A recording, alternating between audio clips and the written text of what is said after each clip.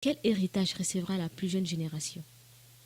D'autre part, les artistes en vie continuent de perpétrer le combat et font face à toute forme d'injustice, de bassesse, de dénigrement, de non-respect de leur personne et de leurs œuvres à travers le traditionnel détournement de fonds.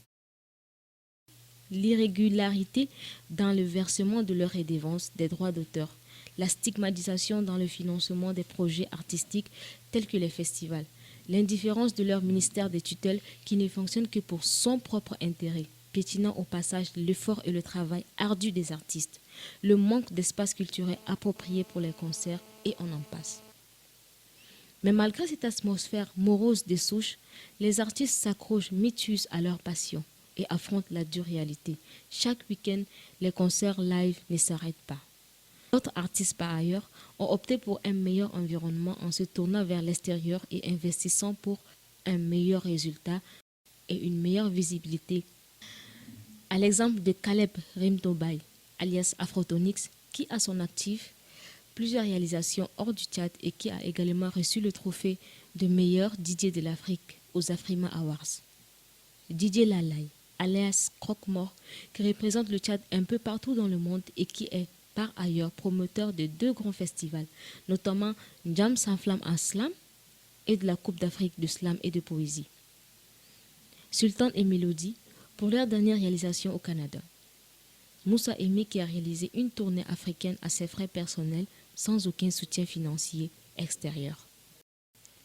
Sandra Topona qui a réalisé plusieurs clips vidéo et d'autres productions à l'extérieur du Tchad.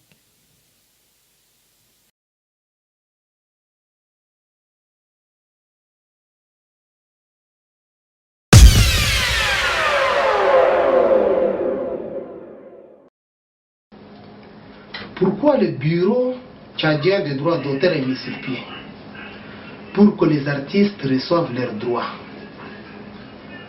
Pourquoi le fonds de soutien aux artistes tchadiens est mis sur pied? C'est pour aider les artistes. Comme c'est devenu une culture, pour nous, chaque chose, il faut que le président de la République intervienne pour que les choses marchent. Te laisser passer, peut-être te faire caboyer. Je te rappelle pas, je sais, oser douter comment tu peux. La musique tchadienne depuis sa genèse déborde de talent et d'engouement, mais l'éternel problème reste toujours l'environnement dans lequel évoluent les artistes. Le Tchad a perdu beaucoup de ses icônes qui ont tenu longtemps éveillé notre culture. Ahmad Saleh, alias Maître Gazonga, était l'un des artistes qui a marqué la culture tchadienne par son talent, sa diversité et surtout une technique vocale hors pair. Il a longtemps su mettre de l'ambiance dans le cœur des mélomanes tchadiens et continue de le faire même après sa disparition. Il a représenté le Tchad dans plusieurs festivals, remportant plusieurs trophées. Il tira sa révérence le 1er avril 2006 à 58 ans. Alhaj Ahmad Pekos. Monument de la musique arabophone au Tchad, il était connu et apprécié par ses musiques aux textes conscientiseurs, dénonçant certaines inégalités et injustices vécues par le peuple tchadien. Emmanuel Yalim, alias Talino Manou, chanteur, auteur, compositeur, révélé par son célèbre album Persévérer, qui nous quitta le 3 septembre 2009, âgé de 43 ans. Était lui un artiste rassembleur à travers ses messages d'amour, de réconciliation et de paix. Il a su prendre sous son aile de nombreux talents en herbe et grâce à lui, beaucoup de groupes ont été créés. Il a été décoré à sa mort, chevalier de mérite de l'ordre national. Mustapha Ngaradé, alias Maestro Diego, décédé le 29 décembre 2013, était un artiste, chanteur et acteur qui s'est démarqué par l'originalité de son style purement traditionnel, puisé du Tchad profond, qui lui a valu plusieurs récompenses et prix tant à l'international qu'au Tchad. Bamba Tchandoulaye, alias Djoriestar, disparu le 29 juin 2015 à 40 ans, était l'enfant prodige du Moyokebi. Il a vulgarisé et rendu célèbre le gourna, une danse traditionnelle de cette localité. La bamba, c'est également un style propre à lui qui lui a valu un succès considérable.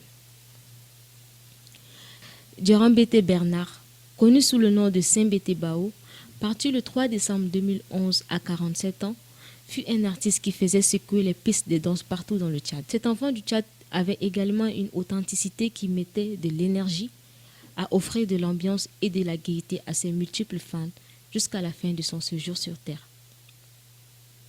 Mama El Diman était l'une des plus grandes cantatrices de l'histoire du Tchad. Elle est très vite devenue indispensable et quasi omniprésente dans les diverses cérémonies telles que les mariages, les baptêmes et bien d'autres dans la sphère de la capitale. Sa voix forte et perçante ne laissait personne indifférent. Mais malheureusement, à cause de l'environnement culturel hideux du Tchad, cette grande dame n'a pas eu la chance et les moyens de faire émanciper son talent. Elle nous quitta le 12 octobre 2012 à l'âge de 72 ans. Tous ces grands artistes, disparus très tôt pour la plupart, ont donné le meilleur d'eux pour l'émergence de la culture de leur pays sous différentes formes. Mais qu'ont-ils reçu en échange de leur part de leur pays?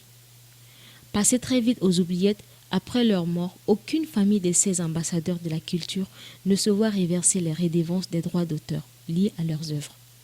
On ne remarque sur aucune rue, aucune avenue qui porte le nom ou le monument d'un artiste disparu, en dehors de l'espace Talino Manou et de la maison de culture Baba Mustapha.